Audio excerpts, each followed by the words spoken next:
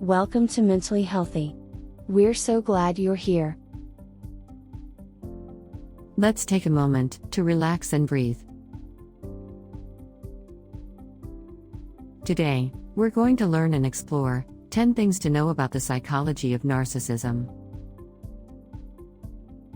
A narcissist is a person who has an overly exaggerated sense of self-importance. The name itself was inspired by Greek mythology. Narcissus, a hunter, was so incredibly handsome that he became entranced by his own reflection in a pool of water. His fixation made him forget everything else and he ultimately died staring at himself. Dramatic, we know. But it makes perfect sense that this story helped name narcissism disorder. We've all met a narcissist, or know one, or maybe we even are one. But how did they become this way? Why are they this way? How different are their day-to-day lives? Is this curable? Let's dive on in and uncover the psychology of narcissism. If you're ready, let's get started. Number 1. Narcissism is a personality disorder. Narcissism is a personality disorder that affects around 0.5% of the United States population. Because it is a personality disorder, it pretty much completely revolves around psychology. The term narcissism tends to get tossed around lightly as a way to describe someone who is vain or self-absorbed. However, the disorder was not named to describe someone full of self-love. The disorder is meant to actually describe someone who is in love with an unrealistic version of themselves. This version of themselves has an inflated sense of self and is typically relied on in order to avoid some serious insecurities. Number 2. The symptoms are all psychological. People who are diagnosed with narcissism all have specific psychological symptoms. The severity of these symptoms may vary. For the most part, narcissists tend to think they're better than anyone around them and expect constant adoration. Along with these symptoms, narcissists may also show these signs. Unrealistically large ego. Live in a fantasy world to support their high ego. Entitlement. Cannot handle criticism. Exploit others without guilt. Bully and intimidate others. While dealing with narcissists isn't a walk in the park, they have a sweet side too. They are also charming, persuasive, and typically attractive. This may make it more difficult to quickly identify someone as a narcissist. Number 3. Narcissism may be passed down. It is common for a personality disorder to be formed by our genetic makeup. Our genetics may pass down psychological traits that aid in narcissism. However, they may also pass down physical traits that do the same. While there is no specific gene that is responsible for narcissism, studies have shown that it is a physical trait. This may be because narcissism is fueled by someone's physical appearance and the physical traits that they carry. For example, good looks, strength, athleticism, attractive movements, etc. Number 4. Narcissism may also be environmental. Many disorders are caused by a combination of nature and nurture. While some people may be more or less likely to become a narcissist, there are environmental factors that can tip this one way or the other. There are environmental factors that can greatly impact a child's chance of developing narcissistic personality traits. These factors essentially revolve around a child's needs not being met. For example, parents who are insensitive, overly demanding, non-contributing, etc. Number 5. Narcissism is more commonly found in men.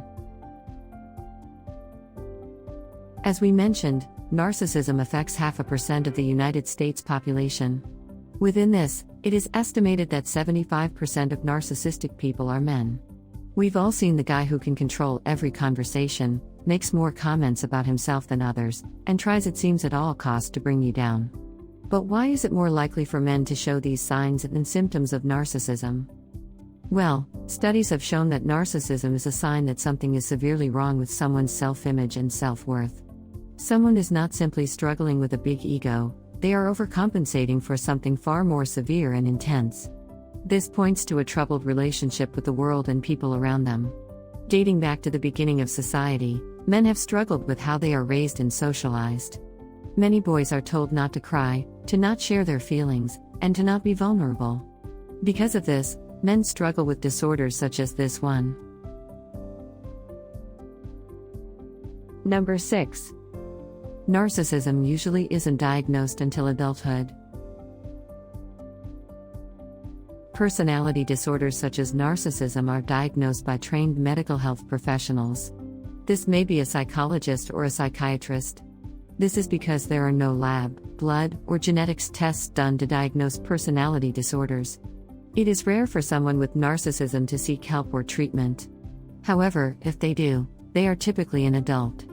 Many signs of narcissism are not clear or visible until someone is an adult and out of the environment that may have shaped them to be this way. Number 7. What are the personal struggles of a narcissist? As we mentioned, there is a psychological disconnect that has made narcissists the way they are. Because of this disorder, there are some struggles that they face that many of us never experience.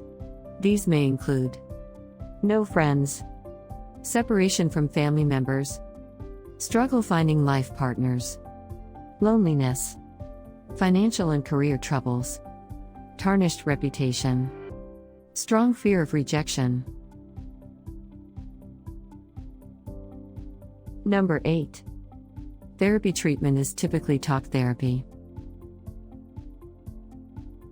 There is no cure for narcissism, but therapy is known to help. Talk therapy is the primary method used by psychologists and psychiatrists. It is intended to raise the patient's self-esteem levels, help them have more realistic expectations for the people around them, and possibly heal any wounds they have caused. Unfortunately, most narcissists do not seek out therapy. If they do seek help, it is usually because they have hit rock bottom with either relationships, their career, or both.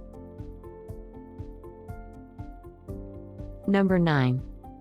What kinds of jobs do narcissists usually have? Narcissists are capable of using their inflated ego and self-worth to climb the totem pole. While narcissists can wear us down, they are also attractive, convincing, smooth talkers. This greatly benefits them in the professional world. Research shows that narcissists seek careers with guaranteed abundance. They also seek careers that allow them to be authority figures. Finding a career that suits these needs lets narcissists continue to be in power, adored, respected. Ultimately, it lets them avoid criticism and judgment. For narcissists, being the boss is the goal.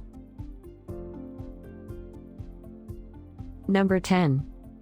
There are ways to handle life with a narcissist. Whether you work with a narcissist, or they're a friend or relative, there are healthy ways to continue to make space for people like this in your life. Just as being a narcissist is tied to psychology in so many ways, so is being around one.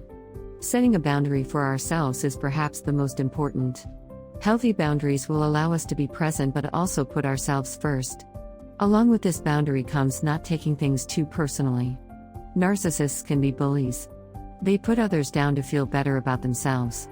If we are going to be around a narcissist, it is important to not take things personally.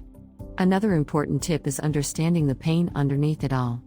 Narcissists talk a big game, but they are fragile underneath their hard exterior.